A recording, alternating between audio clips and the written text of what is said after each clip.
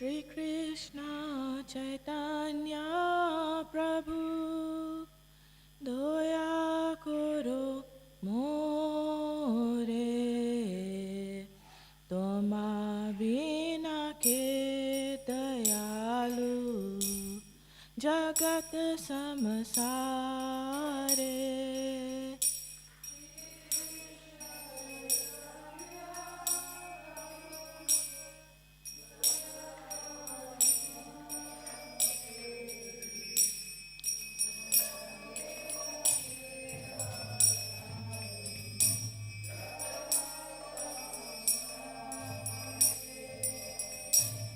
Patita pavana hetu tava avatara Musama patita prabhu na paibeara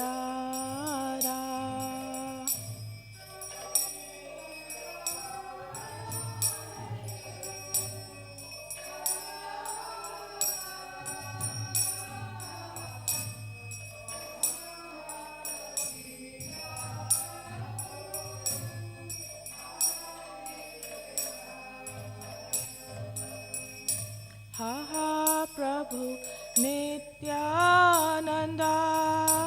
Premananda Sukhi Kripa Balokana Koro Ami Boro Dukhi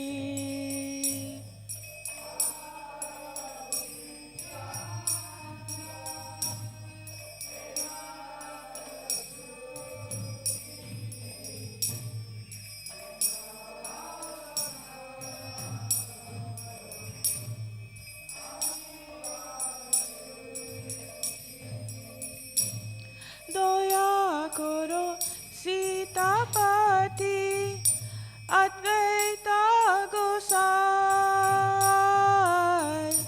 Tava Kripa Bale Pai Caitanya Nitai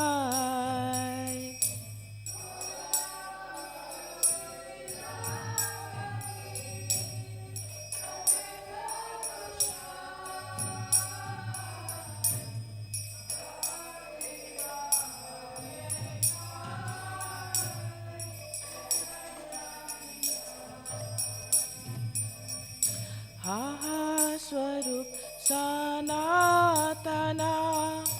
Rupa Raghunatha Bhatta Juga Shri Jivaha Prabhu Lokhanatha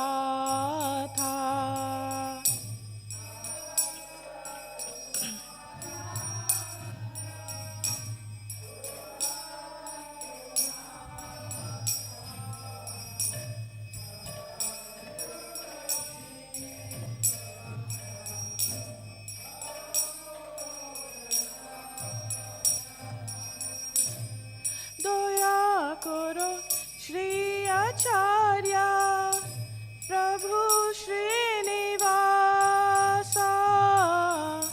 Ramachandra Sangha Mange Narottama Dasa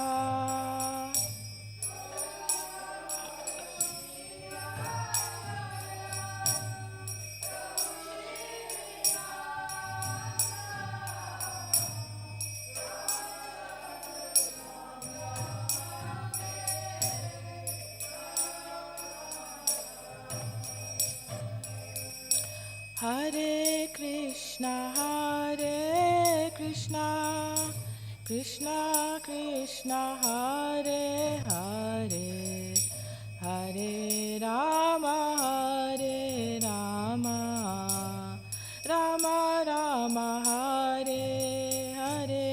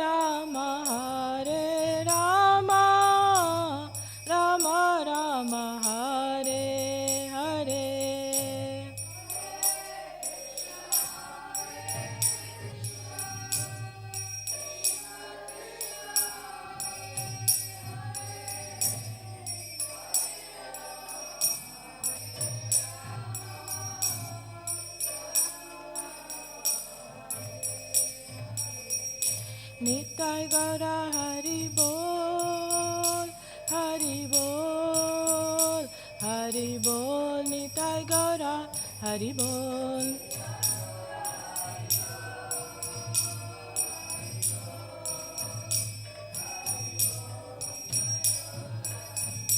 Jaya Jaya Prabhupada, Prabhupada, Prabhupada, Jaya Jaya Prabhupada.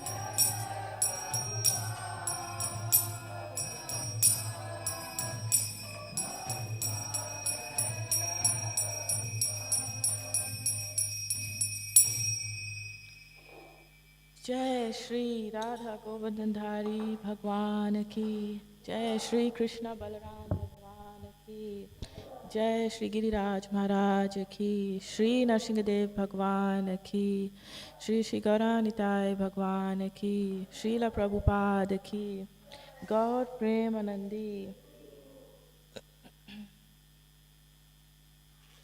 So today we are reading from the Sri Caitanya Caritamrita, Madhya Leela, Chapter 1, verse 284. So please repeat after me. Jaya Jaya Sri Caitanya Jaya Nityananda Jaya Dvaita Chandra Jaya Gaura Bhakta Vrinda Jaya Jaya Sri Caitanya Jaya Nityananda Jaya Dvaita Chandra Jaya Gaura Bhakta Vrinda Jaya Jaya Sri Caitanya Jaya Nityananda Jaya Dvaita Chandra Jaya Gaura Bhakta Vrinda.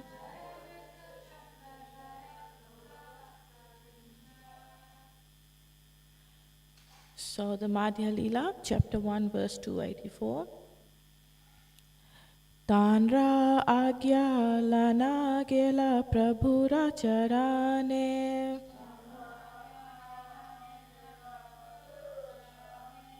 Prabhu tanre samarpila sarupe rasthane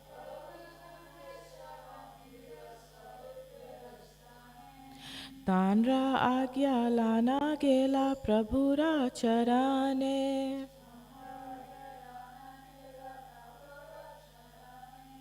Prabhu tanre samarpila sarupe rasthane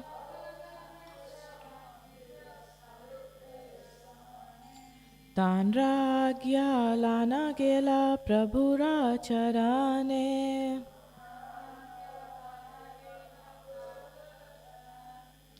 Prabhu tanre samarpila sarupe rasthane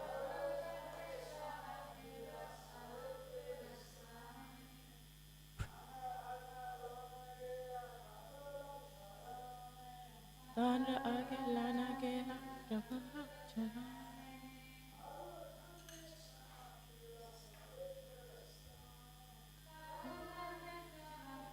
Svarupe rasthane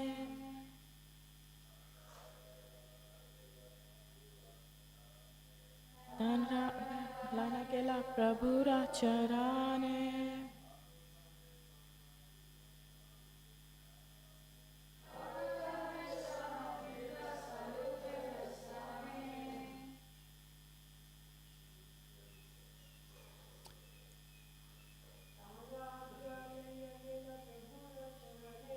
Tanra agya lana gela prabhura charane Prabhu tanra samarpila sarupe rasthane Tanra his agya order Lana taking Gela approached Prabhura of Chaitanya Mahaprabhu Charane, the lotus feet. Prabhu, the Lord. Tanre, him. Samarpila, handed over. Sarupera, of Sarup Damodar. Sthane, to the place. Please repeat after me. Later, Srila Raghunath Das Goswami left home and took shelter of Sri Caitanya Mahaprabhu at Jagannath Puri. At that time, the Lord received him and placed him under the care of Sarup Damodar for spiritual enlightenment. So, I'll read the purport of this verse and then we'll discuss a few points surrounding it. In this regard, Srila Raghunath Das Goswami writes in Vilapa Kusum Manjali, verse 5. So this is Sanskrit, you don't have to repeat this after me. Yo mam dustara geha nirjala mahakupad apara klamat sadhya sandra dayam buddhi prakritaha swarikriparajubhihi udhirtatma saroja nindi charana prantam prapaddaya swayam Shri Damodar Sakchakaratam Aham Caitanya Chandram Bhaje. The translation of this verse from the Vilapa Kusum Manjali, verse 5, it is, let me offer my respectful obeisances unto the lotus feet of Sri Caitanya Mahaprabhu, who by his unreserved mercy kindly saved me from household life, which is exactly like a blind well without water, and placed me in the ocean of transcendental joy under the care of Sarup Damodar Goswami. So this verse is written by Srila Raghunath Das Goswami, and this was his sentiment, this was his mood. So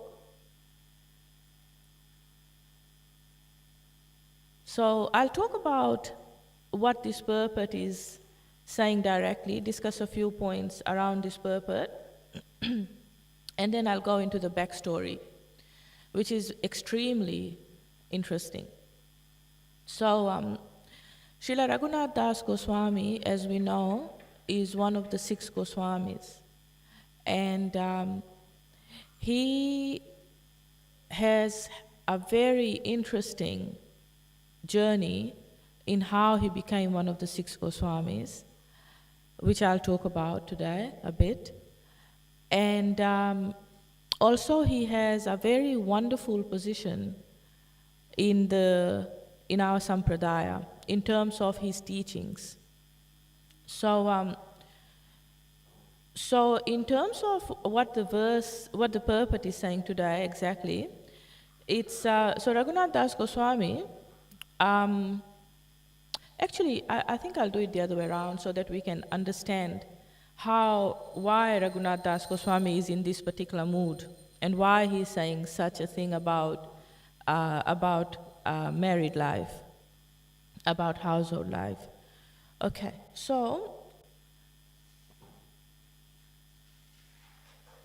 Raghunath Das Goswami, he was when he appeared, it was in a very wealthy family. Very wealthy family. It was in the year 1494 that he appeared, and he lived in this material world until 1571. So he appeared in this village called Sri Krishnapura, which is in the Hooghly district in Bengal. And he, like I said, he was born in a very wealthy family, extremely wealthy. His father and uncle, they were tax collectors. So So the father's name was Govardhan Majumdar, and the uncle's name was Hiranya Majumdar. Hiranya means gold. So they were very, very, very wealthy. And later on, he describes, Raghunath Das Goswami describes that, my father and my uncle, they just want material enjoyment, and, gives a very explicit description that they're just like worms in stool, actually. Because if you take out worm and you take it away and put it in a clean place, it will just crawl right back into the stool. And unfortunately, they are very materially enmeshed. They just want material enjoyment. And even though they know that there is the spiritual path, they're just going back and again to the material path. So this was Lord Chaitanya's and Raghunath Das Goswami's description of his uncle and father's mentality. So it's described that these tax collectors, they used to collect about 2 million rupees every year. I was going to do the maths, but I ran out of time. How much is 2 million rupees in Australian dollars? 2 million rupees. Let me just quickly. 20 lakhs. And 1 lakh is equal to about 2,000. So that's about 40,000 Australian dollars, right? Okay. So that was really, very, very big money 500 years ago. So they used to collect this many rupees every year. And because of their tax collecting and also not being very honest about it, they would hide some money sometimes. So one time, actually, with Raghunath Das Goswami's pastimes and stories, there's so many very, very absorbing pastimes. And one of them is that when he was, so his father had kind of hidden a bit of the tax that he had collected. And it was actually bona fide, like, the tax collectors would, that was their incentive. So there needs to be a financial incentive or some sort of incentive for somebody to actually do something. So devotees are not motivated financially. That's not one of their primary motivations. The primary motivation needs to be bhakti. But obviously there does need to be enough Lakshmi and enough material things around to make one's life comfortable, to make one's life enough to keep body and soul together. So Raghunath Das Goswami, so one of the other tax collectors, he was a Muslim tax collector, he got very envious because he said, your father has actually taken more than he should in terms of his percentage. He's taken more than he should, and he got very envious because he wanted to be richer. So he kept coming to arrest the father and the uncle. But Raghunath Das Goswami, he managed to actually diffuse this situation. And it's just described that, he was this beautiful, very innocent face, and when the Muslim tax collector came to the door, then he actually it's described that he actually slapped Raghunath Das Goswami. And he said, bring me your father, otherwise I'm going to take you to jail and keep you in jail. And then Raghunath Das Goswami actually pleaded with him in a very nice way, and he said, you're just like my uncle, and we've got this village relationship, and actually you can probably help me, and like that. So he started talking, and then the Muslim tax collector, his heart softened and he started crying. It's described tears glided down his beard, and he forgave Raghunath Das Goswami, and they adjusted the situation. I mean, his father, he forgave his father, and they adjusted the situation between them. So that's how he was able to get his father out of trouble. But going back to and this is just one little pastime, like there are so many other wonderful pastimes. So I'll talk about pastimes pertaining to this verse and purport today. So even though he was born in such opulence, had a wonderful house, wonderful parents, he actually wasn't happy. He wanted, he had obtained a special blessing, special mercy from Lord Chaitanya, in that he was extremely spiritually inclined and very, very attracted to Lord Chaitanya, very attracted to go and serve Lord Chaitanya personally. That was his main desire, to serve Lord Chaitanya personally. So what happened is, as he was growing up, he attempted before marriage to go and serve Lord Chaitanya, and one such attempt was with this Muslim tax collector, when he said, you can actually help me out maybe, and help me get away from here, because but it didn't work out then. So what happened is, several times, including this time that I just said, Raghunath Das Goswami, he wanted to go away from his home and go and join Lord Chaitanya. He met Lord Chaitanya 2 to 3 times at least, and yet he wasn't able to completely go and join him. So one time was when Lord Chaitanya was at Shantipur, and he was going to Vrindavan, on his way to Vrindavan. So Raghunath Das Goswami came and met Lord Chaitanya then, and he said, I'm offering my life, I want to serve you. And at this time, Lord Chaitanya said to him, no, you should actually, not this time, you should go back home, because right now, you just go back home and you just do your duties of a householder, do your duties as a businessman, and it's not a good idea to renounce everything so quickly. That's the advice he gave Raghunath Das Goswami. And so taking his advice rather sadly, he went back home, and he continued to help his father and his uncle with the finances for another 12 months. So it's described like he was like the best pound and shillings man in that 12 months that he was serving under Lord Chaitanya's order, but he was doing it, he was continuing to do all his material duties. So for us, there are many examples here that we can actually learn from. One of them is that so the scriptures say that when somebody is in love with bhakti, has fallen in love with Radha and Krishna, Gauranitai, Krishna Balaram, fallen in love with the spiritual path, then what happens is that it's like having a paramour, like having an affair almost. That you're married, and so you're serving, so you're married, but at the same time you have this affair with Krishna. So what that means is basically the marriage is like you are continuing to do your material duties because you've got this material body. So you're continuing to serve in your capacity as a family member and as a member of society materially. You still do your duties materially, and you do it so perfectly that nobody suspects the affair.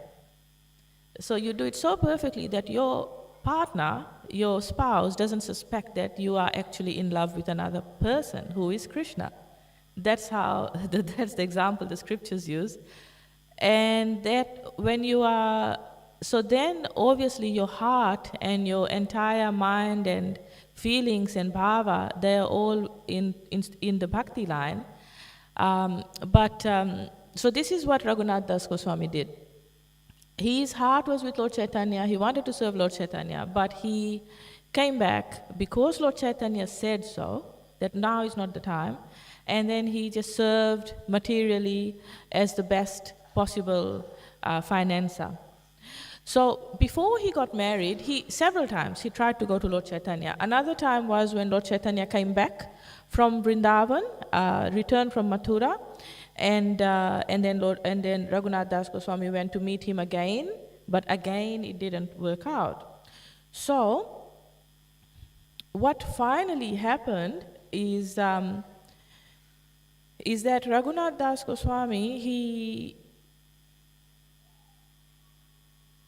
he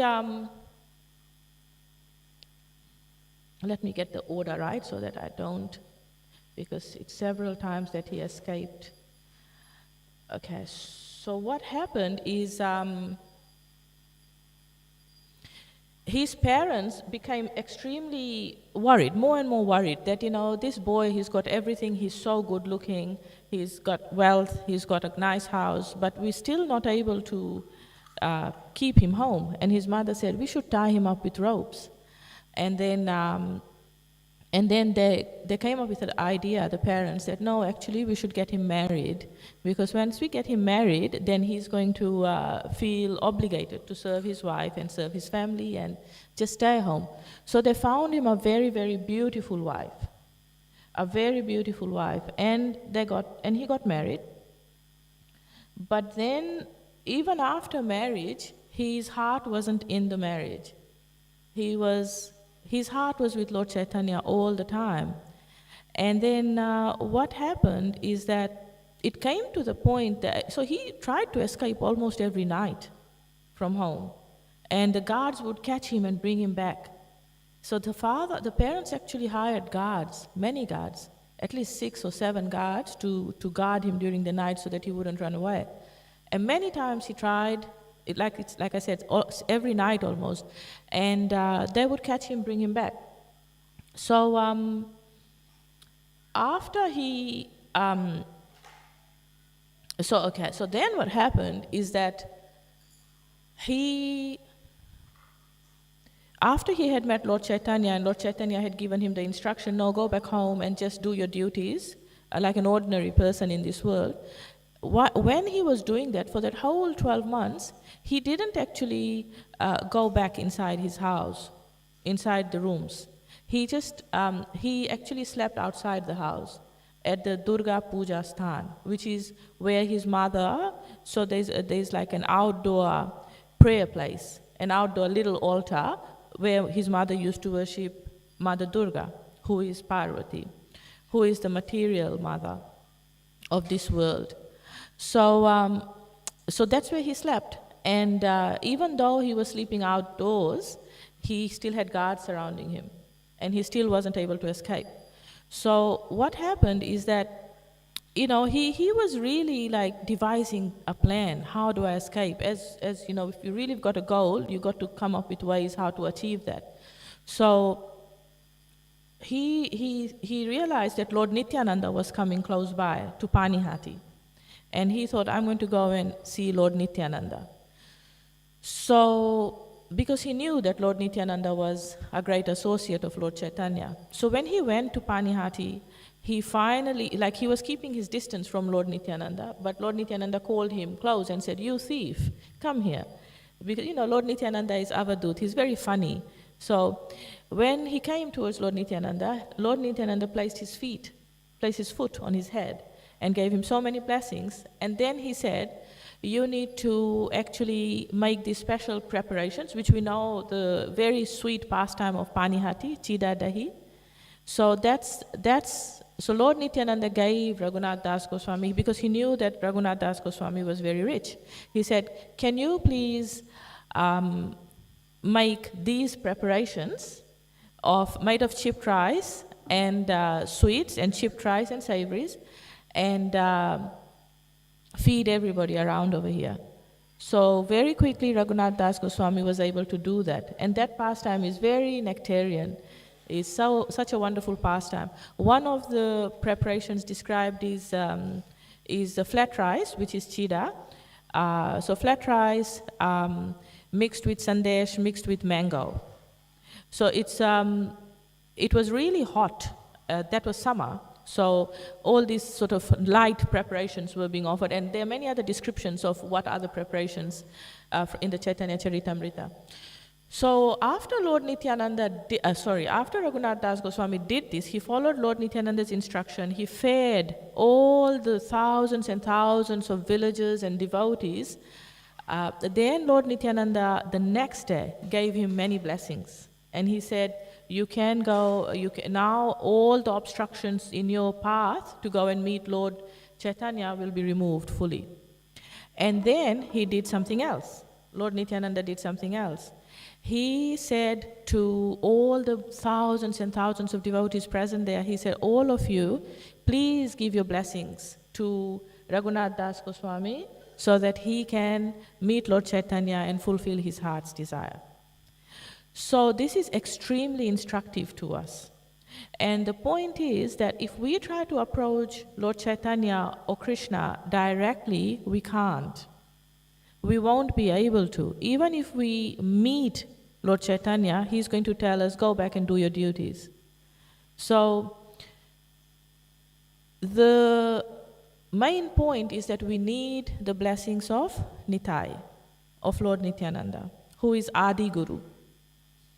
And he's extremely merciful. So we need Lord Nityananda's blessings, we need his mercy, and we need the mercy and blessings of the devotees as well, before we can progress on our spiritual path. So many times it's described that neophytes, in the Bhagavatam it says, neophytes think it's just the deity and them, that it's just Krishna and them. But actually they are neophytes if they think that way. That it's not just Krishna and them, not just the deities and them, it's all the devotees. And that we need the mercy of the devotees. So Bhakti Tirtha Maharaj, he used to say that, look around carefully at the people around you.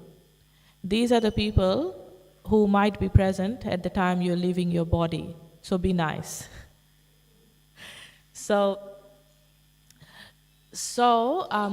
So we need the blessings of Lord Nityananda. We need the blessings of the Vaishnavas before we can progress on the spiritual path. And the path is that first we go to Lord Nityananda, then we go to Lord Chaitanya.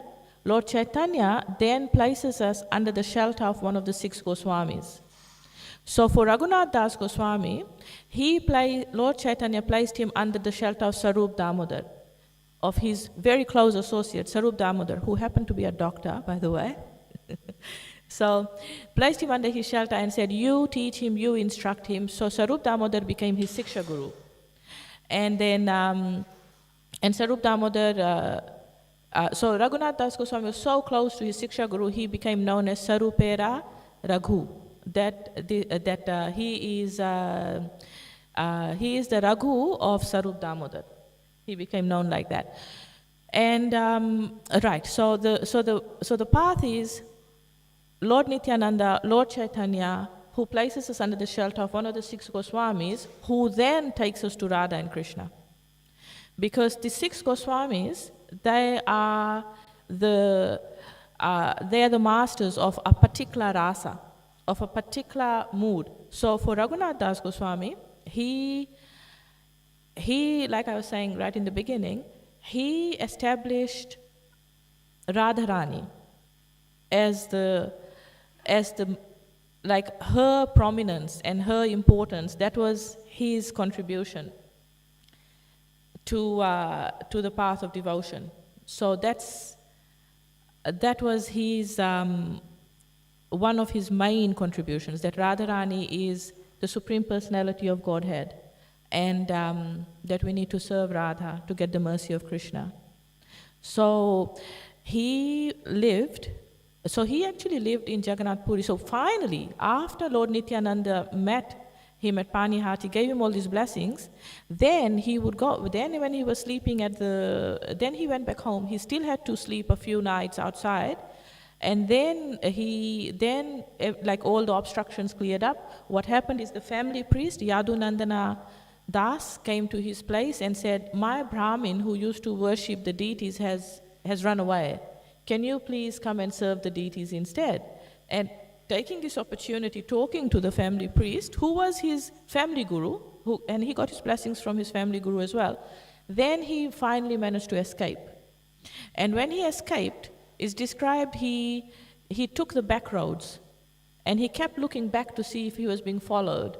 He took the back roads, and he finally managed, after several days, to reach Jagannath Puri, where Lord Chaitanya was. And the journey wasn't easy. He had no food. He had only the clothes on him. And along the way, he was given some milk by somebody whose barn he stayed at.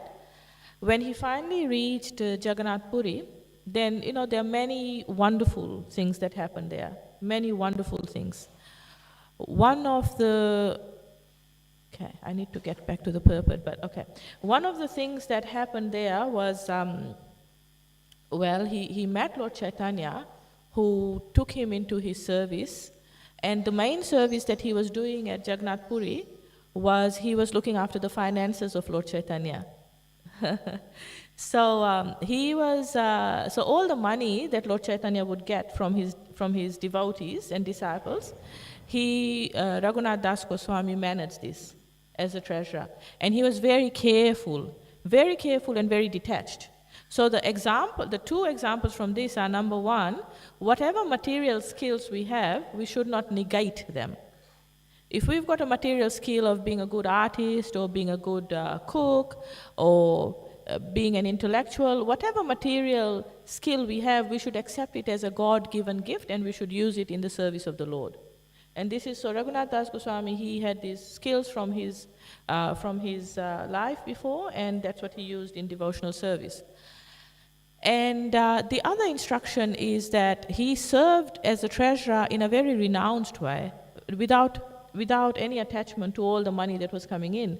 So the instruction there for us is, whatever opulence, whatever Lakshmi comes, and it is meant for the Lord, it is given for the Lord's service, that not even a cent, not even a single penny, not even like the most smallest amount should be diverted for personal use, unless it is sanctioned, by higher authorities. But one should not actually divert anything that has gone to the Lord for themselves. That's the amount of detachment we need to have. Because Lakshmi serves Vishnu, Lakshmi serves Krishna, and if we take Lakshmi away from Krishna, she's not going to be happy. So we need to serve Krishna when Lakshmi is coming and use her in Krishna's service. Okay, so then actually Raghunath Das Goswami stayed with Lord Caitanya for 16 years at Jagannath Puri. He had intimate association, and then in his later life, after Lord Caitanya left this world, he actually wanted to give up his own life because he just did not want to continue living because Lord Caitanya wasn't there anymore. So what he did is, and actually even before this, I'll just say something really quickly because it's just, I won't be able to get into it in detail, but when he went to Jagannath Puri and he wanted to serve Lord Caitanya, then initially, his father, there's a big description. Actually, all of this is also covered in the Antya Leela. So we are in the Madhya Leela now. There is a detailed descriptions of Raghunath Das Goswami's stay in Jagannath Puri and how he actually managed to go and meet Lord Caitanya. It's described in the Antya Leela very nicely.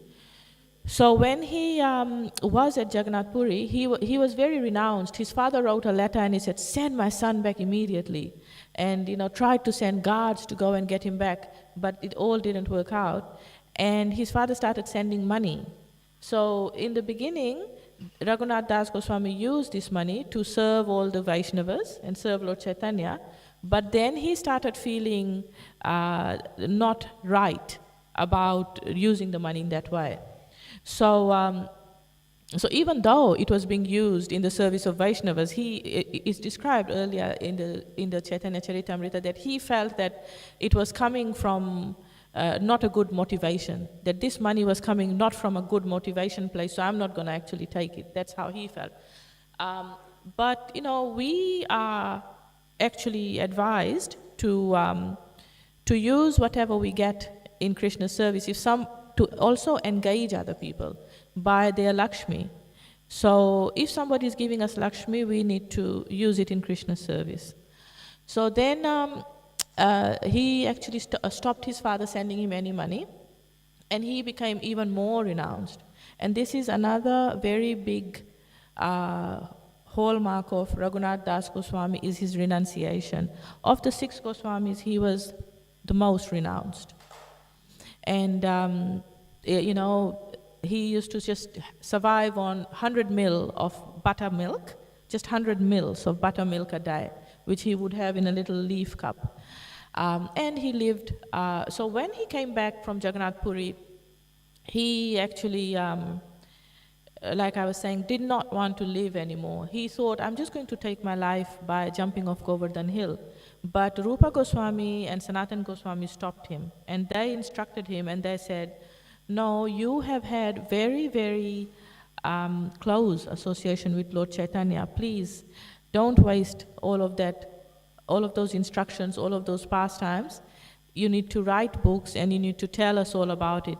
So while residing on the bank of Radhakund, that's where Raghunath Das Goswami resided, that's where his samadhi is right now as well.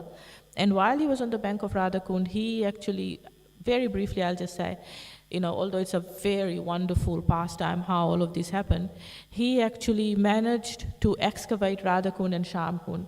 And what we see now when we go there is from Raghunath Das Goswami.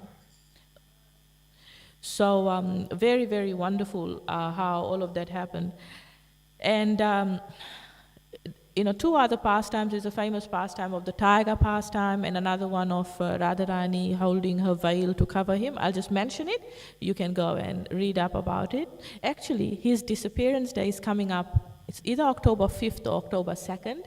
So it's coming up. So we will be talking more about him on that day, or at least have the opportunity to delve deeper into his pastimes then. So this is why, coming back to today's purport, this is why he was in this mood. He had spent all his life trying to escape from household life, from family life, and this is why he said, he was saying, Lord Chaitanya, by his unreserved mercy, has kindly saved me from household life, which is exactly like a blind well without water. So this is why he was saying like this, because he had just really tried hard to escape. Now I'm going to balance this verse out, because guess what? I'm married. And so are many others here. So what it is the difference between Grahastha and Grahamedi. Grahamedi just means somebody who is just serving their senses and living materially without having Krishna, without having Radha and Krishna and devotion in the picture, without having that loving service connection. So if somebody is just in household life, or any state of life really, any stage, and not having Krishna there and serving Krishna there, then it becomes mundane, then it becomes binding, then there is karma, and then there are reactions. And it's described, household life in particular is described as very heavy, because there's lots and lots of responsibilities.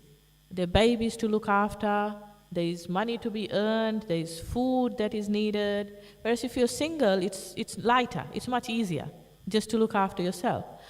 But if we turn that around to Grahastha life, which is what all our lives should be, and guess what? There wouldn't be any renunciates or sannyasis if it wasn't for Grahasthas.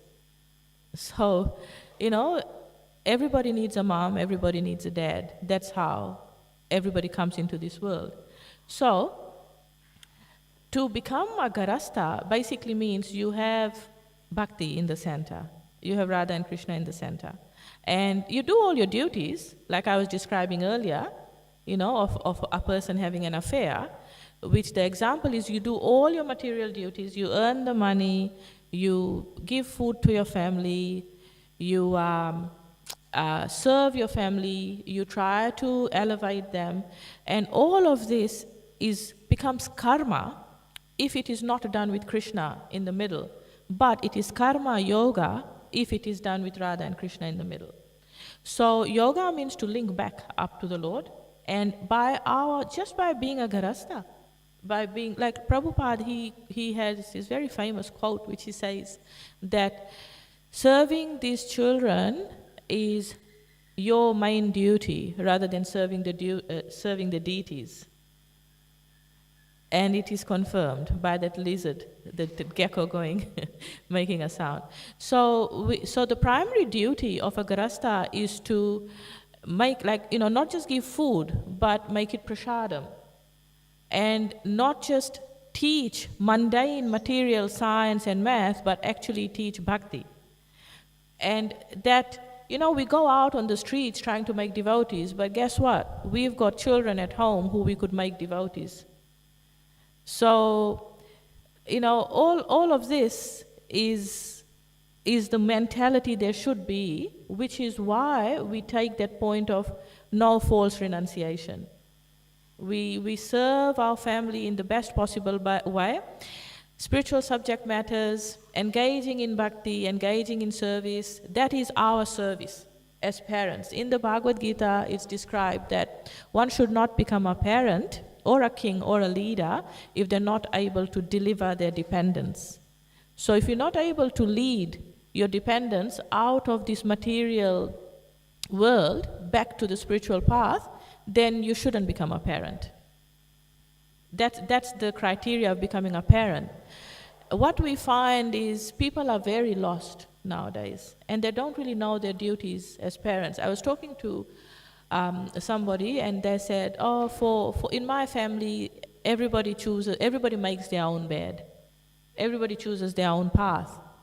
And I said to them, well, actually, you're the parent.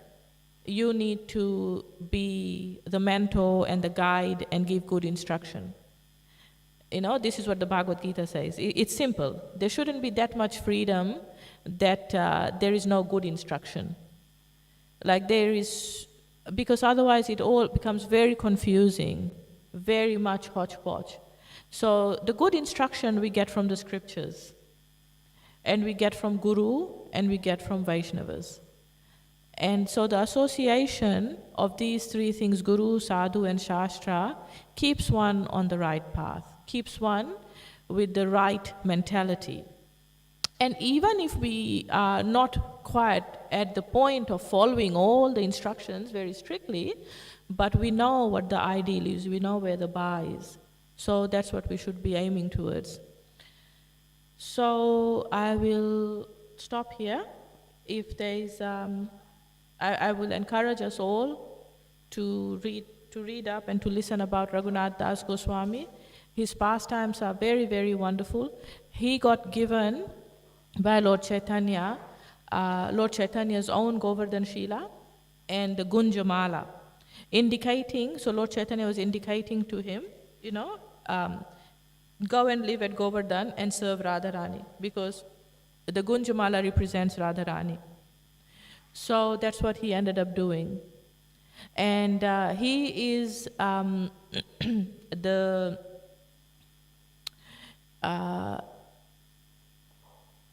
he is the emblem of renunciation in amongst the 6 Goswamis, because of the way he lived his life. Earlier on, it's described what he would actually do at Radhakund. How many obeisances he would offer, how many rounds he would chant.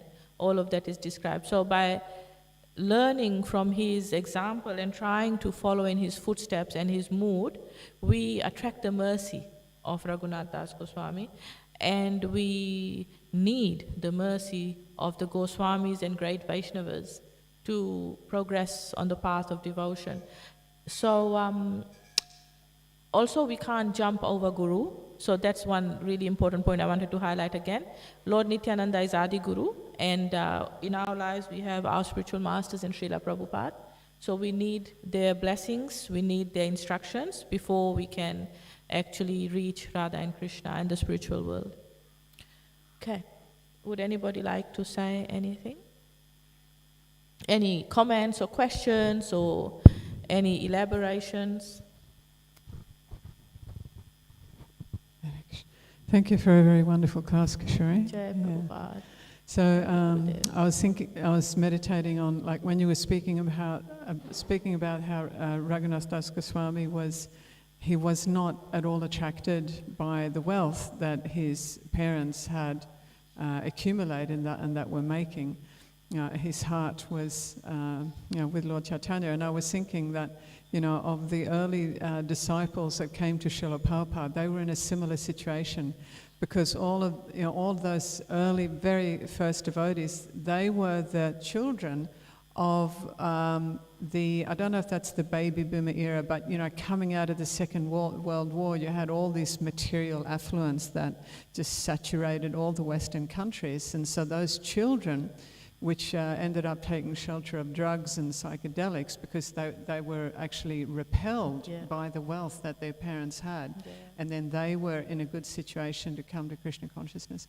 But just super quickly on another note, you were speaking about how, we should be using whatever Krishna has given us in Krishna's service. So, sometimes I still do hear and I feel that, some devotees are sensing that the devotees who are predominantly doing temple service, that is, I've even heard it said once that is service, and whatever devotees are doing outside of the temple, that isn't really conceived of as service, and it actually upsets me.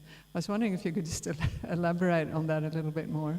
Oh dear, that's a sensitive point because I live outside. But yes, I will elaborate on it.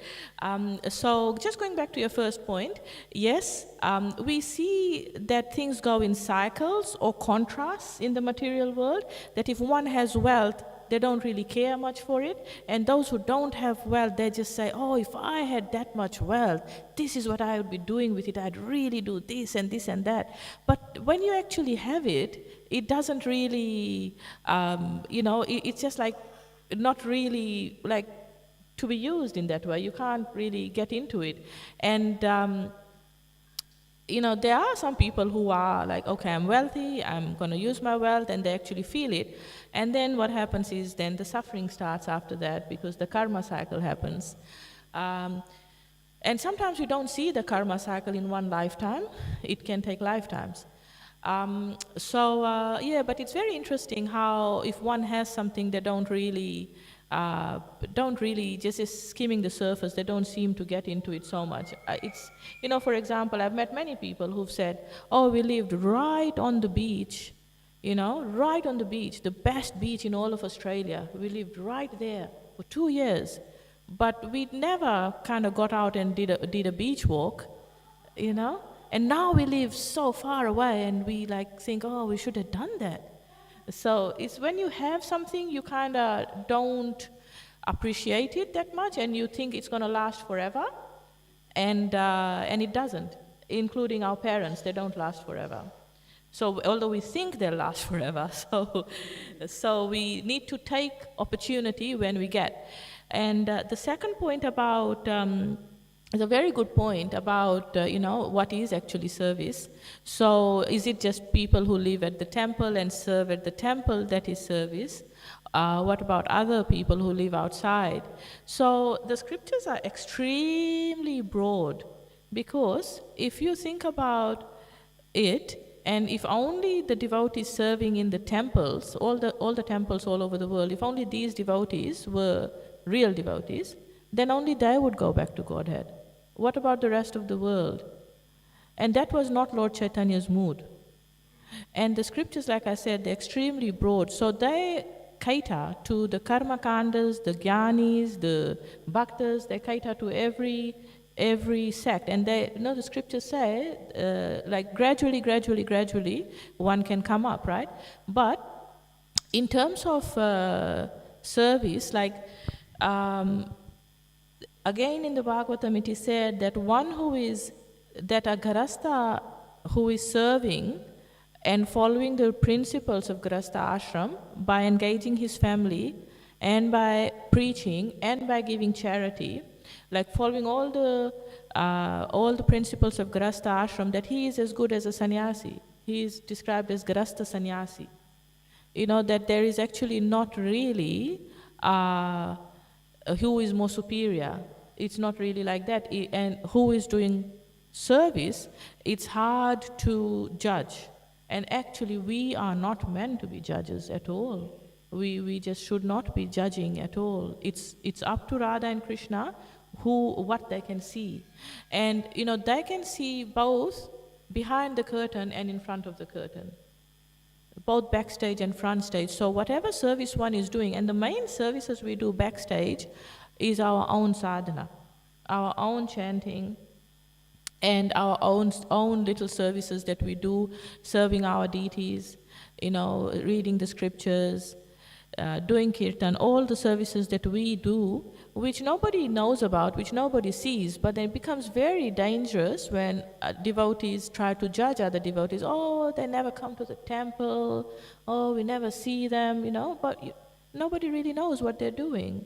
So judging externally is very dangerous for one's own spiritual life, and we should be very careful in our spiritual path. And at the same time, like service can really be so many different things. And preaching is one of the main things that we need to do. The main way we preach is by our life and our example. So, yeah.